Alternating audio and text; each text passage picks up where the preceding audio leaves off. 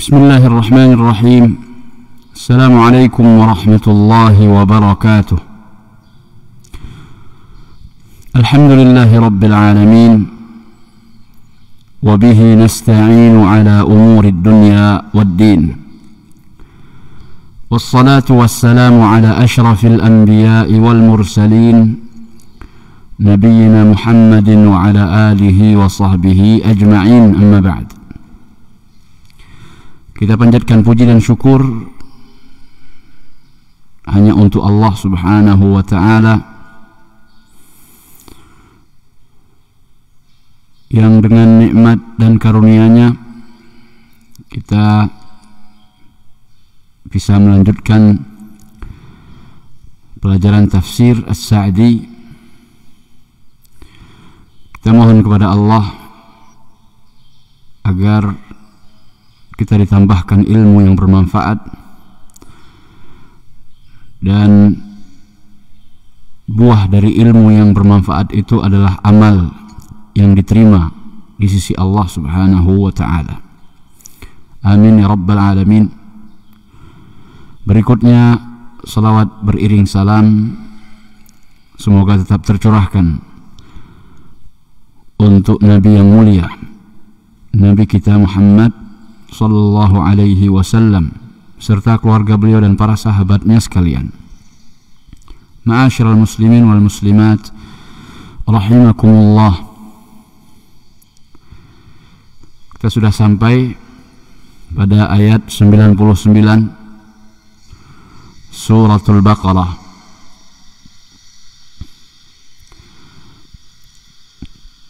أعوذ بالله من الشيطان الرجيم. Allah subhanahu wa ta'ala berfirman, وَلَقَدْ أَنزَلْنَا إِلَيْكَ آيَاتٍ بَيِّنَاتٍ وَمَا يَكْفُرُ بِهَا إلا الفاسقون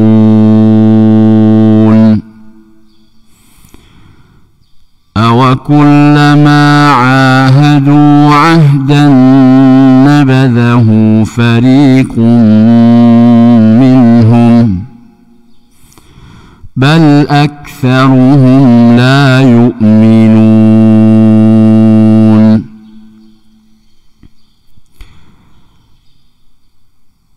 Dan sungguh kami telah menurunkan kepadamu, wahai Muhammad,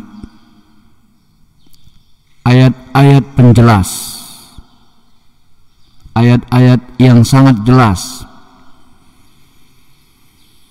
dan tidaklah mengingkari atau mendustakannya kecuali orang-orang yang fasik. Apakah setiap kali mereka mengadakan perjanjian, lalu mereka melemparkan, sebagian dari mereka melemparkan perjanjian tersebut,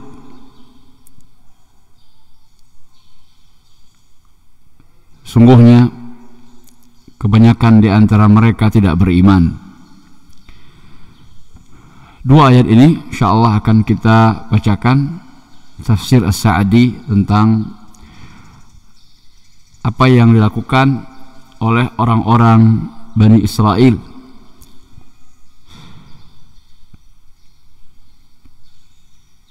Syekh Abdurrahman bin Nasir Sa'di mengatakan, yaqulu li nabiyhi sallallahu alaihi wasallam, Allah berfirman kepada nabinya alaihi salatu wassalam, wa laqad anzalna ilaika ayatin bayyinat, dan sungguh kami telah turunkan kepadamu ayat-ayat yang sangat jelas, ayat bayyinat. Tahsulu biha al-hidayatu liman istahda. Kata Syekh, dengan ayat-ayat tersebut maka akan didapatkan hidayah bagi orang-orang yang mencari hidayah. Jadi sebenarnya bagi orang yang benar-benar ingin mendapatkan hidayah, maka mereka akan bisa mendapatkannya dari Al-Quran.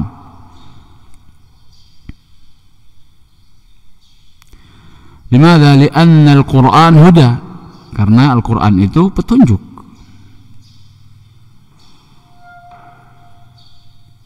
Innal huda hudallah, sesungguhnya petunjuk itu adalah petunjuk Allah. Kalau bukan Allah yang memberikan petunjuk, maka kita akan tersesat, kita akan menyimpang.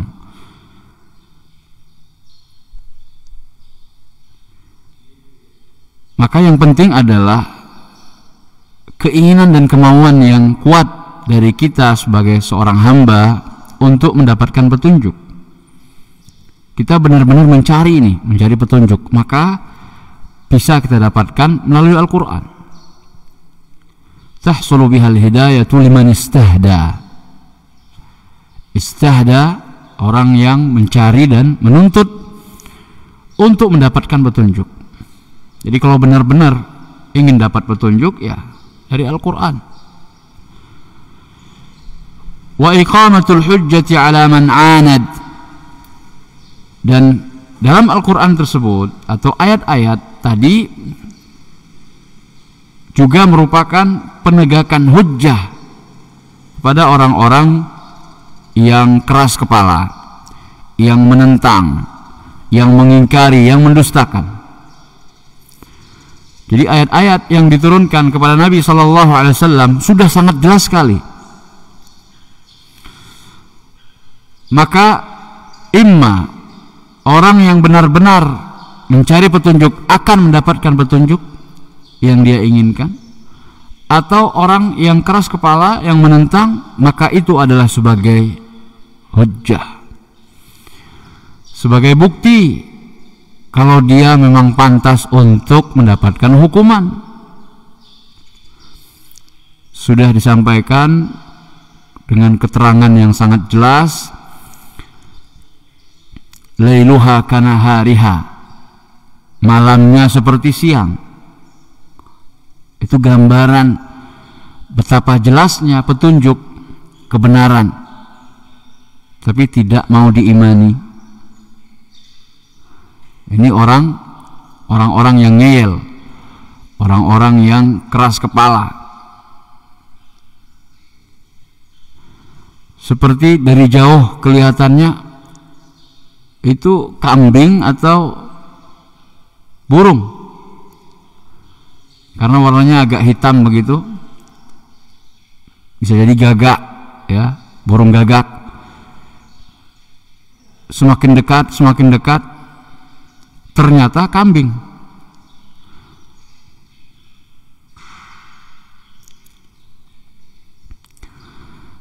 Tapi dia bersikeras itu bukan kambing tapi burung gagak.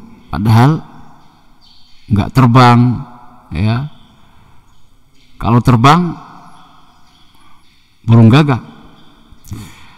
Begitu pula orang yang keras kepala, ternyata itu burung gagak, tapi dia bersikeras mengatakan itu kambing yang bisa terbang, misalnya.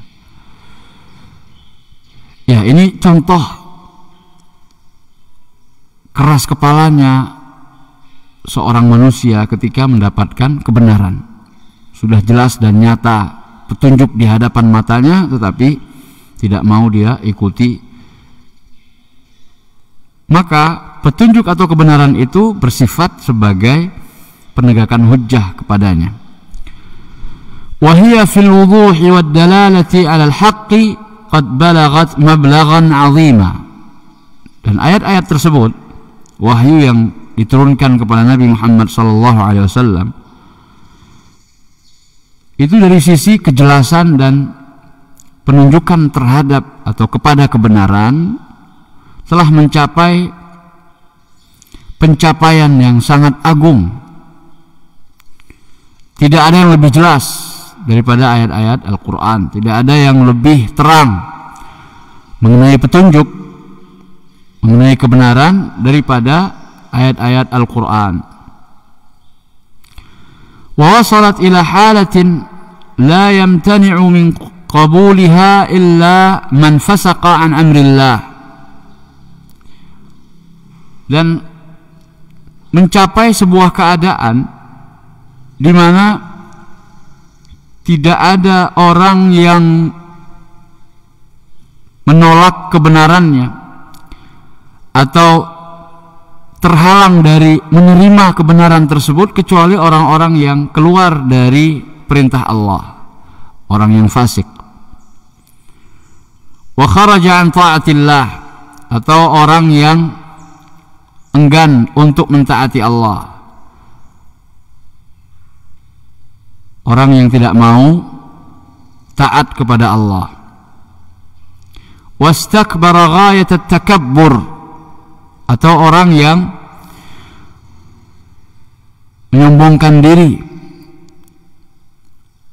dengan kesombongan yang sangat besar karena sombong di hadapan Allah, tidak mau taat kepada Allah, ingin keluar dari perintah Allah atau aturan Allah. Wa hadha fihi at-ta'jib atau fihi at-ta'ajjub min kathrati mu'ahadatihim. Ini adalah bentuk at-ta'ajjub, betapa anehnya perbuatan mereka itu, min kathrati mu'ahadatihim, karena saking banyaknya perjanjian-perjanjian yang dibuat kepada orang-orang Bani Israel. Wa adami sabrihim 'alal wala biha, dalam nuskhah yang lain 'alal wafa biha, dan tidak sabarnya mereka untuk menunaikan atau mengamalkan perjanjian-perjanjian tadi. Maka Allah Subhanahu wa taala berfirman, "Awa kullama ahadu ahdan?"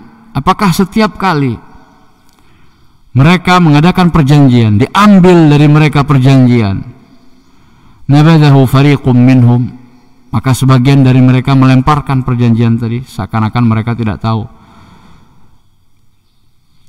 seakan-akan tidak mengadakan perjanjian. Bal aktsaruhum la yu'minun, akan tetapi kebanyakan dari mereka tidak beriman. Kata Syekh As-Sa'di, fakullama, maka setiap kali, tufidu tikrar, kata-kata kullama ini memberikan makna pengulangan, berulang kali diambil janjinya. Fakullama wujida al-ahdu tarattaba alaihi an-naqdu, setiap kali didapatkan perjanjian, ada perjanjian, maka konsekuensi dari perjanjian itu adalah pembatalan atau pelanggaran terhadap perjanjian tadi. Jadi setiap ada perjanjian pasti ada pengingkaran, pelanggaran terhadap janji. Mas sababu fi dzalik, kata Syekh, apa sebabnya? As-sababu anna aktsarahum la yu'minun. Kenapa mereka sering melanggar janji? Karena kata beliau sebabnya sebagian besar mereka adalah orang-orang yang tidak beriman. Fa'adamu imanihim huwa alladhi awjaba lahum naqdhal uhud. Ketiadaan berimannya mereka inilah yang menyebabkan pelanggaran demi pelanggaran terjadi. Kenapa mereka melanggar janji? Karena enggak beriman.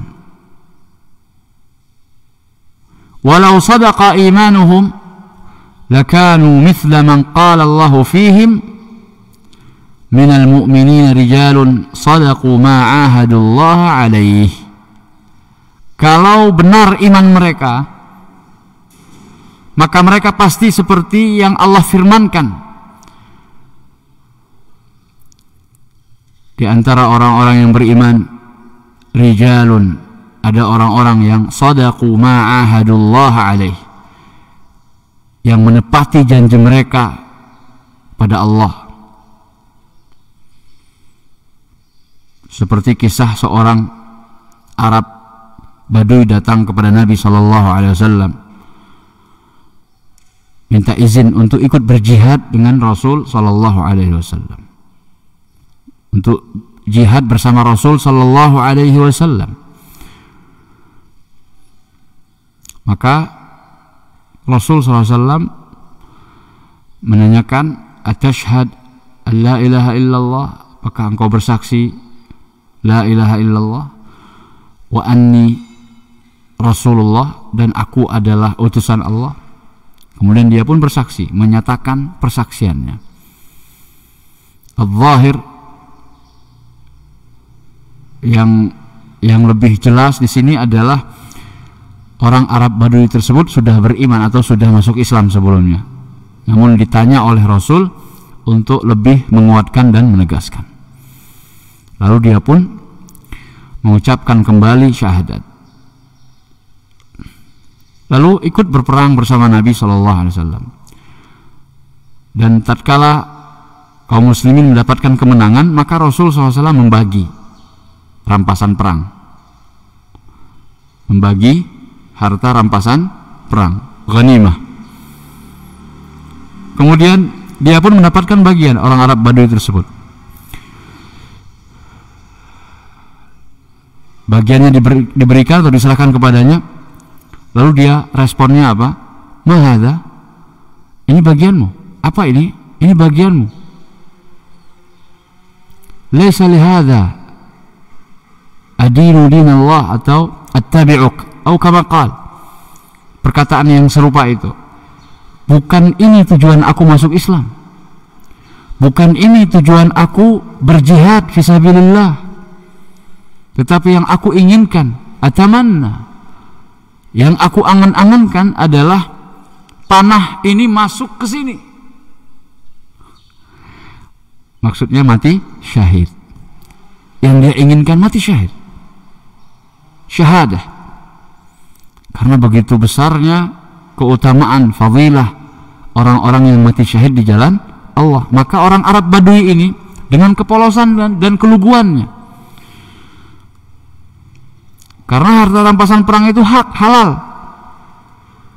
diberikan oleh Nabi SAW, tapi dia tidak mau, dan dia mengatakan bukan ini tujuan saya. Apa kata Rasulullah? Atau kama qala Nabi SAW, orang itu adalah akan masuk surga in sadaqa, kalau dia benar jujur, maka dia akan mendapatkan apa yang dia inginkan, yaitu cita-citanya agar anak panah itu masuk ke kerongkongannya. Maksudnya mati syahid. Orang Arab itu di dalam mengungkapkan sesuatu, terkadang mereka untuk menyatakan kesungguhan mereka itu memberikan contoh, permisalan. Karena kan kematian itu banyak ya caranya, tapi dia menginginkan benar-benar panah itu masuk ke kerongkongannya, tenggorokannya. Wafi'lan, dan benar apa yang dia inginkan ternyata dikabulkan oleh Allah. Pada sesi peperangan berikutnya atau selanjutnya, setelah berakhir, maka seperti biasa kaum mukminin melihat korban-korban dari kalangan atau saudara-saudaranya yang mati syahid, dan salah satunya adalah Arab Badui tadi. Salah satunya adalah Arab Badui tadi, dan seperti yang dia inginkan, anak panah tembus menusuk tenggorokannya dan dia mati syahid. Ini sesuai dengan firman Allah, minal mu'minina rijalun sadaqu ma ahadullah alaih. Salah satu asbabun nuzul dari ayat ini juga kisah Anas bin Nadhr. Anas bin Nadhr, pamannya Anas bin Malik radhiyallahu anhum. tatkala perang Uhud. Tatkala perang Uhud. Di saat kaum mukminin terkepung, ada sebagian mereka yang lari ke Madinah, ada sebagian mereka yang gugur tentunya, kemudian ada sebagian mereka yang tinggal bertahan, bersembunyi di balik gunung-gunung Uhud. Maka Anas bin Nadhr dengan sikap kesatrianya, pahlawan, berani, luar biasa menghadapi musuh. Dan pada saat itu sudah terdengar desas-desus Rasulullah SAW wafat. Karena saking kocar-kacirnya, porak-poranda pasukan kaum muslimin saat itu. Dan salah satu sebabnya adalah ya karena tidak mentaati Rasulullah SAW. Regu pemanah turun dari posisi mereka. Akhirnya tidak ada lagi yang menjaga kaum muslimin. Akhirnya kesempatan itu dimanfaatkan oleh Khalid bin Walid dan pasukan berkudanya. Kala itu beliau masih musyrik. Lalu berhasil menguasai tempat gunung atau Jabal Rumah yang sebenarnya awalnya terkenal dengan Jabal Ainain.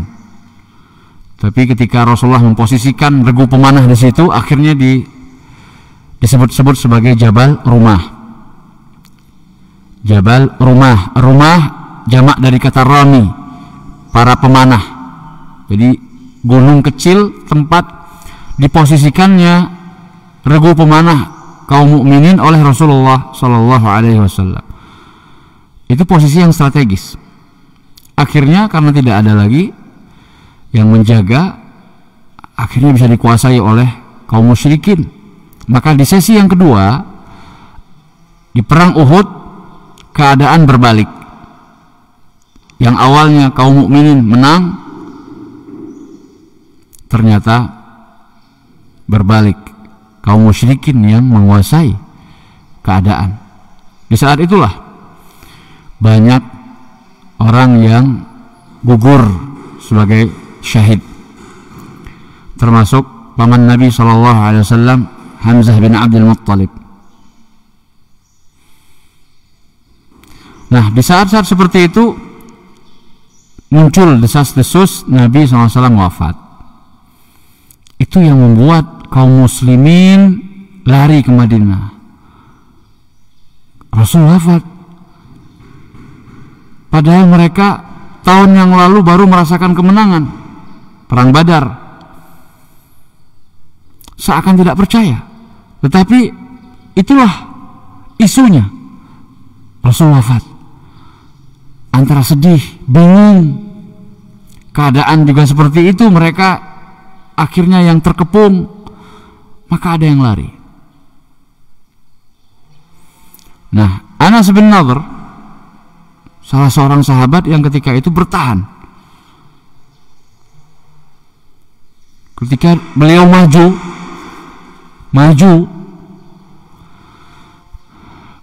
sudah bisa dipastikan kalau maju saat seperti itu pasti akan tinggal nama. Tapi begitu berani beliau, ditanya oleh seorang sahabat, ila ain? Anas bin Nadhr, mau kemana? Beliau mengatakan, itu musuh-musuh kita, perang masih berlanjut. Ada orang yang mengatakan Rasulullah sudah wafat, karena perkara Rasulullah sudah wafat itu lebih besar. Rasulullah sudah wafat, tufiya Rasulullah SAW. Apa kata Anas bin Nadhr? Kalau beliau sudah wafat, maka wafatlah dalam keadaan di mana beliau wafat. Di atas apa beliau wafat? Karena perang ini beliau wafat, maka kita juga mengikuti beliau. Ayo, Masya Allah, luar biasa. Wallahi, kata Anas bin Nadhr, ini yang buat kita merinding. Syamamtu raihatal jannah wara'a Uhud. Aku mencium bau surga di balik bukit Uhud. Ini perkataan seorang sahabat. Dan sahabat udul, orang adil, enggak bohong. Berarti dia benar-benar mencium bau surga. Ini karamah.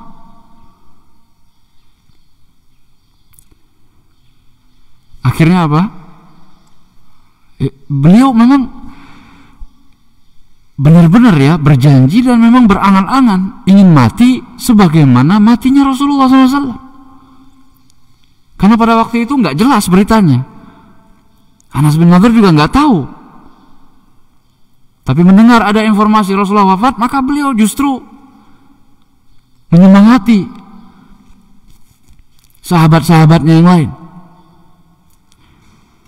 Untuk ayo kita mencari syahadah. Apa yang kita cari di dalam perang jihad fisabilillah? Kita ikut Rasul waktu dari Madinah. Kan ceritanya Rasulullah SAW meminta pendapat dari para sahabat. Ini orang-orang Quraisy mau nyerang kita. Kita ingin bertahan di Madinah atau menunggu mereka di Uhud? Antara dua kubu. Ada yang menginginkan untuk bertahan di Madinah, dan ini yang disarankan oleh tokoh-tokoh sahabat yang besar seperti Abu Bakar, Umar, dan termasuk tokoh munafik Abdullah bin Ubay bin Salul juga menyarankan hal yang sama untuk tetap bertahan di Madinah. Sedangkan kubu sahabat yang muda, yang rata-rata mereka luput dari peperangan Badar, mereka ingin mendapatkan kemuliaan tersebut sebagaimana yang terjadi di perang Badar. Maka mereka mengusulkan untuk menunggu mereka di Uhud. Akhirnya Rasulullah SAW pun memilih keinginan para sahabat-sahabat muda. Beliau masuk ke rumahnya, pakai pakaian perang, keluar lagi. Lalu sahabat-sahabat muda yang mengusulkan tadi untuk menunggu musuh di Uhud merasa menyesal, seakan-akan mereka terkesan memaksa Rasul Sallallahu Alaihi Wasallam. Maka mereka minta maaf dan, ya Rasulullah, kalau engkau memiliki pendapat bertahan di Madinah, maka kami rela ya Rasulullah. Sami'na wa ata'na. Apa kata Rasulullah? Seorang Rasul tidak pantas kalau sudah bersiap memakai pakaian perang untuk berjihad, sudah memilih sebuah pendapat, ya, maka aib bagi seorang Rasul itu untuk membatalkan keinginannya. Hatta ya'tiyallahu bi amrih, sampai Allah memutuskan perkara kita ini. Rasulullah juga nggak tahu bakal menang atau kalah. Saat itu sudah bersiap. Dan Rasulullah nggak tahu bakal terluka di medan perang Uhud. Namun beliau bertawakal kepada Allah dengan usaha memakai pakaian perang lengkap.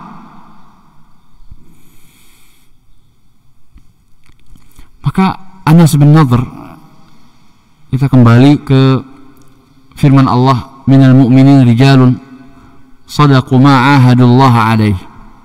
Di antara orang yang beriman itu ada orang-orang yang jujur dengan janji mereka kepada Allah. Jadi bukan hanya sekedar di lisan. Apa yang mereka inginkan dan angankan itu bukan hanya pemanis bibir belaka, tapi betul-betul muncul dan keluar dari hati nurani mereka. Dan Allah tahu itu. Di akhir perang Uhud didapatkan Anas bin Nadhr, pamannya Anas bin Malik ini, tidak dikenali. Wajahnya hancur. Karena orang-orang musyrikin itu kayak balas dendam. Kalah perang Badar, di perang Uhud mereka ambil kesempatan untuk tamtsil. Tamtsil itu kalau istilah kita ya mutilasi. Jadi perbuatan ekstrim terhadap musuh yang mana musuh telah meninggal lalu dicabik-cabik. Jadi kayak balas dendam begitu. Maka tidak ada yang mengenali tubuh atau jasad Anas bin Nadhr kecuali saudarinya lewat Al-Banan. Al-Banan itu jari jemarinya. Tahu ada tanda di jari jemari Anas bin Nadhr. Oh, ini dia. Karena mukanya udah nggak jelas lagi. Saking banyaknya luka. Saking banyaknya luka.